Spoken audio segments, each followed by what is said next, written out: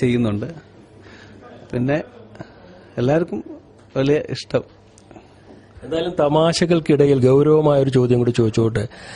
Reality ഷോയുടെ മാനദണ്ഡങ്ങളൊന്നും പരിഗണിച്ചായിരുന്നില്ല comedy ഷോയുടെ judgement നടന്നിരുന്നത് എന്ന് ഉല്ലാസിൽ നിന്ന് തന്നെ അറിയാൻ കഴിഞ്ഞിട്ടുണ്ട്.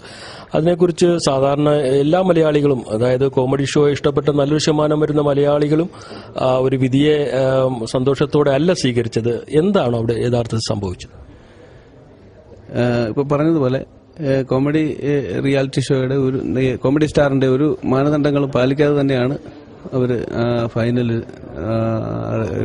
ഗ്രാൻഡ് ഫിനാലയുടെ ഫൈനലിൽ 1ാം സ്ഥാനക്കാരെ തീരുമാനിച്ചത്. ഇവര് പറഞ്ഞിരുന്നത് 3.5 വർഷക്കാലം ഞങ്ങൾ കോമഡി സ്റ്റാറിൽ പെർഫോം ചെയ്തു. അപ്പോൾ ഈ 3.5 വർഷക്കാലം നമ്മൾ പെർഫോം ചെയ്യുന്ന ടോട്ടൽ മാർക്കിന്റെ അടിസ്ഥാനത്തിലും ഗ്രാൻഡ് ഫിനാലയിലെ അന്നത്തെ പെർഫോമൻസിന്റെ അടിസ്ഥാനത്തിലുമാണ് 1ാം സ്ഥാനക്കാരെ തിരഞ്ഞെടുക്കുന്നത് എന്ന് ഇവർ പറഞ്ഞിരുന്നു. ഇത് നമ്മൾ കള്ളം പറയുന്നതല്ല, ഇപ്പോഴും യൂട്യൂബിൽ കിടപ്പുണ്ട്. തീർച്ചയായിട്ടും പൊതുജനത്തിന്റെ അഭിപ്രായം തന്നെ യൂട്യൂബിലൂടെ ഫേസ്ബുക്കിലൂടെയൊക്കെ ജനങ്ങൾ അതിനെ വളരെ രീതിയിൽ തന്നെ വലിയൊരു വിഭാഗം ജനങ്ങൾ അതിനെ വിമർശിച്ച് കാണുകയുണ്ടായി. തീർച്ചയായിട്ടും ഫേസ്ബുക്കിലൂടെ ഒക്കെ അല്ലാതെ നേരിട്ടും എന്നെ ഫോൺ വിളിച്ചും എന്നെ ഒരുപാട് ഇതിന്റെ പ്രേക്ഷകർ ഒരുപാട് പേര് എന്നോട് പറഞ്ഞു, നിങ്ങൾക്കാണ് 1ാം സ്ഥാനം കിട്ടേണ്ടത് എന്ന് അവർക്ക് ബോധ്യമായി. പന്തളത്ത് ഇതിനെതിരെ പ്രകടനം വരെ ഉണ്ടായിരുന്നു. തീർച്ചയായിട്ടും പന്തളത്ത് എന്റെ നാട്ടുകാർ ഇതിനെതിരെ പ്രതികരിച്ച് പന്തം കോലം കത്തിക്കൽ വരെ എത്തി കോലം കത്തിക്കുന്ന വരുന്ന അതുവരെയുള്ള കാര്യങ്ങളിലേക്ക് എത്തിച്ചു. ഈ ഷോയ്ക്കുടനീളം പ്രത്യേകിച്ച് ആ ഒരു പർട്ടിക്കുലർ ടീമിനോട് അവർക്കൊരു പ്രത്യേക ചായ്വുള്ളതായിട്ട്, അതായത് ഒരു പ്രേക്ഷകൻ എന്നുള്ള രീതിയിൽ ഞാൻ കാണുമ്പോൾ പോലും എന്റെ ചിന്താഗതികൾക്ക് പോലും എനിക്ക് തോന്നിയിട്ടുണ്ട് ആ ജഗദീഷിന് പ്രത്യേകിച്ച് അവർക്ക് മാർക്ക് കൊടുക്കുന്ന കാര്യത്തിലുമൊക്കെ ഒരു പ്രത്യേക ചായ്വുള്ളതായിട്ട് ഒരു ഏത് സാധാരണക്കാരനും തോന്നാവുന്നതായിരുന്നു. ചില അവസരങ്ങളിൽ അങ്ങനെ സംഭവിച്ചിട്ടുണ്ട്.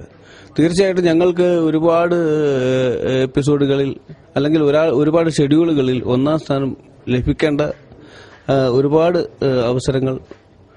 അവസരങ്ങളിൽ ഈ പറയുന്ന ടീമിനെ അവർ സപ്പോർട്ട് ചെയ്തിട്ടുണ്ട്. ശരിക്കും പറഞ്ഞു കഴിഞ്ഞാൽ ഈ 1ാം സ്ഥാനം കിട്ടിയ ടീം ഗ്രാൻഡ് ടോട്ടലിൽ 3ാം സ്ഥാനത്താണ്. ഏറ്റവും കൂടുതൽ മാർക്ക് മേടിച്ച് നിന്നിരുന്ന ടീം 4 സ്റ്റാർസ്, അതായത് ഞാൻ പ്രതിനിധാനം ചെയ്യുന്ന ടീം 4 സ്റ്റാർസ് ആയിരുന്നു. ഗ്രാൻഡ് ഫിനാലയിലും ഏത് കുട്ടികൾക്ക് പോലും മനസ്സിലാകുന്ന രീതിയിലുള്ള ഒരു തീരുമാനമാണ്. ഏതൊരു കുട്ടിക്കും മനസ്സിലാകും അത് ടീം 4 സ്റ്റാർസിന് കിട്ടേണ്ടതായിരുന്നു. നമ്മുടെ കയ്യിൽ വന്ന സാധനം തട്ടിപ്പറിച്ച് വേറൊരു ടീമിന് കൊടുത്തത്, അതിന്റെ പ്രതിഷേധമൊക്കെ നമ്മൾ യൂട്യൂബിലൂടെയും ഫേസ്ബുക്കിലൂടെയൊക്കെ നമ്മൾ കണ്ടതാണ്. അതിന്റെ ഒരു പ്രതിഫലനമായിട്ടായിരുന്നു നിങ്ങൾ സമ്മാനം മേടിക്കാൻ സ്റ്റേജിൽ വരാതിരുന്നു? സമ്മാനം മേടിക്കാൻ ആദ്യം എനിക്ക് ബെസ്റ്റ് കൊമേഡിയനുള്ള അവാർഡ് തന്നതിന് ശേഷമാണ് ഇവർ ഫസ്റ്റ് പ്രൈസിനുള്ള 1ാം സ്ഥാനക്കാരെ പ്രഖ്യാപിച്ചത്.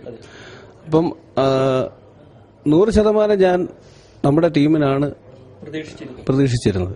അങ്ങനെ വന്ന് അത് കഴിഞ്ഞപ്പോൾ ഇങ്ങനെ 1ാം സ്ഥാനക്കാരെ വേറൊരു ടീമിനെ അനൗൺസ് ചെയ്തപ്പോൾ ഞാനത് നിരസിച്ചുകൊണ്ട് 2ാം സ്ഥാനം നമ്മൾ നിരസിച്ചുകൊണ്ട് ആ ഫ്ലോറിൽ നിന്ന് ഞാൻ ഇറങ്ങി പോവുകയായിരുന്നുണ്ട്, ഞാനും എൻ്റെ ടീമും. അതിനുമുമ്പ് ഞാൻ അതിന്റെ ചീഫ് ജഡ്ജിനോട് പറഞ്ഞു, സമ്മാനം മേടിക്കുന്നതിന് മുമ്പ് എനിക്ക് മൈക്ക് ഒന്ന് തന്നിരുന്നെങ്കിൽ എനിക്ക് 2 വാക്ക് പറയാൻ ഒരവസരം തരണം. അപ്പോൾ പറഞ്ഞു, ഇപ്പോഴല്ല, സമ്മാനം മേടിച്ചതിന് ശേഷം എല്ലാവർക്കും സംസാരിക്കാനുള്ള അവസരം തരുന്നുണ്ട്. ഞാൻ പറഞ്ഞു, എനിക്ക് അതല്ല പറയാനുള്ളത്, എനിക്ക് ഈ സെക്കൻഡ് പ്രൈസ് വേണ്ട, എനിക്ക് ആദ്യം മൈക്ക് ഒന്ന് തരണം, എനിക്ക് ഇവിടെ ഇരിക്കുന്ന കുറേ ആൾക്കാരെങ്കിലും എനിക്ക് ചില കാര്യങ്ങൾ പറയാനുണ്ട് എന്ന് പറഞ്ഞപ്പോൾ അവർ അതിന് അനുവാദം തന്നില്ല, മൈക്കും തന്നില്ല. അപ്പം തന്നെ ഞങ്ങൾ വേദി വിട്ട് പുറത്തോട്ട് പോകുന്നു. അപ്പം ചീഫ് ജഡ്ജി പറയുന്നു, ഈ സമ്മാനം നമ്മുടെ മലയാള സിനിമയുടെ കാരണവരായ മധുസാറിന്റെ സമ്മാനം ഏൽപ്പിച്ചിട്ട് മധുസാറിനെ കൊണ്ട് എന്നെ വാങ്ങിപ്പിക്കാനുള്ള ഒരു ശ്രമം നടത്തി. അപ്പം ഞാൻ മധുസാറിനോട് പറഞ്ഞു, സാറേ, സാറിനോടുള്ള ബഹുമാനവും സ്നേഹവും ഞാൻ നിലനിർത്തിക്കൊണ്ട് തന്നെ ഞാൻ പറയട്ടെ, സാറിനെ ധിക്കരിക്കുകയോ നിഷേധിക്കുകയല്ല, ഈ വിധിന്യായത്തോട് എനിക്ക് യോജിപ്പില്ല, അതുകൊണ്ട് എന്നോടൊന്നും തോന്നരുത്, ഞാൻ ഈ വേദി വിട്ട് പോവുകയാണ്, എനിക്കിത് വേണ്ട എന്ന് നിരസിച്ചുകൊണ്ട്, സ്നേഹപൂർവ്വം നിരസിച്ചുകൊണ്ട് ഞാൻ ഇറങ്ങിപ്പോരുകയായിരുന്നു. പിന്നീട് ജയറാം പോലുള്ളവർ മുഴുവൻ സമയം അവിടെ ഉണ്ടായിരുന്നു എന്നുള്ള രീതിയിലൊക്കെയാണ് ലൈവ് ഷോ ആണെന്ന് കാണിച്ചുകൊണ്ട് തന്നെ ഏറ്റവും കൂടുതൽ ഇവർ മലയാളികളെ ചീറ്റ് ചെയ്തെന്ന് പറയുന്നത് 3.5 വർഷക്കാലം ഞങ്ങളെ കൊണ്ട് SMS ചോദിപ്പിച്ചിട്ട് ഗ്രാൻഡ് ഫിനാലയിൽ അതിന്റെ യാതൊരു SMS ഇതിനൊരു ഘടകമേ ആയില്ല. SMS അവരിത് എടുത്തിട്ടില്ല. SMS-ന്റെ മാനദണ്ഡം അവർ യൂസ് ചെയ്തിട്ടില്ല. അതുപോലെ തന്നെ റെക്കോർഡിംഗ് സ്കിറ്റ് 12 മിനിറ്റ് ആകാൻ പാടുള്ളൂ ഒരു ടീമിന് എന്ന് പറഞ്ഞിരുന്നത്. ഈ ഒന്നാം സ്ഥാനക്കാർ 12 മിനിറ്റിൽ കൂടിയാൽ മൈനസ് മാർക്ക് വീഴുമെന്ന് കർശനമായി നിർദ്ദേശിച്ചിരുന്ന അവര് ഞങ്ങളൊക്കെ 12 മിനിറ്റിൽ റെക്കോർഡിംഗ് സ്കിറ്റ് പാലിച്ചുകൊണ്ട് ചെയ്തു. പക്ഷേ ഈ ഒന്നാം സ്ഥാനം കിട്ടിയവരുടെ ടൈം ഡ്യൂറേഷൻ ഇപ്പോഴും ഫേസ്ബുക്കിൽ അത് കിടപ്പുണ്ട്, അല്ല യൂട്യൂബിൽ കിടപ്പുണ്ട്. അത് കാണുന്നവർക്ക് അത് മനസ്സിലാകും എത്ര ടൈമുണ്ട് എന്നുള്ളത്. തന്നെയല്ല, ഒരു ഗ്രാൻഡ് ഫിനാലയുടെ ഒരു മത്സരത്തിൽ, ഗ്രാൻഡ് ഫിനാല പോലുള്ള ഒരു വേദിയിൽ ഒരു മത്സരത്തിൽ പങ്കെടുക്കുന്ന ആൾക്കാർ ഒരു പരിപാടി അല്ലെ ഒരു പാട്ട് നമ്മൾ പാടി തെറ്റിക്കഴിഞ്ഞാൽ അത് മൈനസ് ആണോ പ്ലസ് ആണോ? മൈനസ് അല്ലേ? അതേപോലെ 6 പ്രാവശ്യം റീടേക്ക് എടുത്തിട്ടാണ് അവരുടെ പരിപാടികൾ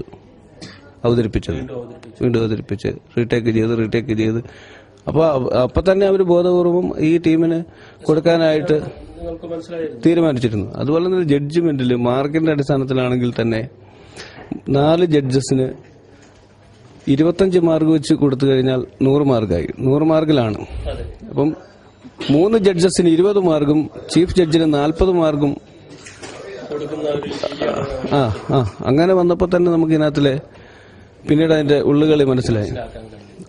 ഇതിപ്പോ എന്ത് ചെയ്തു കഴിഞ്ഞാലും പുള്ളിക്ക് അത് ആ മാർക്കിന്റെ വേരിയേഷൻ നികത്തിയെടുക്കാൻ പറ്റുന്ന തരത്തിലുള്ള ചീഫ് ജഡ്ജിന്റെ ഒരൊറ്റ തീരുമാനവും പിന്നെ ഷോയുടെ പ്രൊഡ്യൂസർ ചേർന്നുകൊണ്ടാണ് ഇത് ചെയ്തത്. എനിവേ വളരെ നിർഭാഗ്യകരമായൊരു വിധി നിർണയമായിരുന്നു.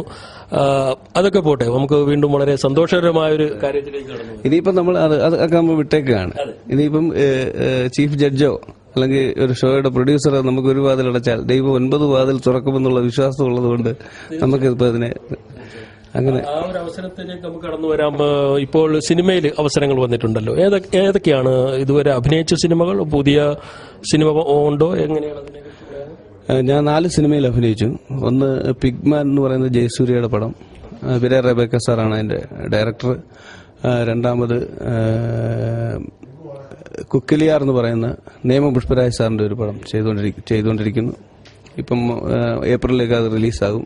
പിന്നെ സുരാജ് എന്നെ വിളിച്ച ഒരു പടത്തിൽ എനിക്കൊരു അവസരം തന്നു. സുരാജ് നായകനായിട്ടുള്ള പേടിത്തൊണ്ടൻ എന്ന് പറയുന്ന സിനിമ. അങ്ങനെ 3 സിനിമ ചെയ്തു. ഒന്ന് വില്ലേജ്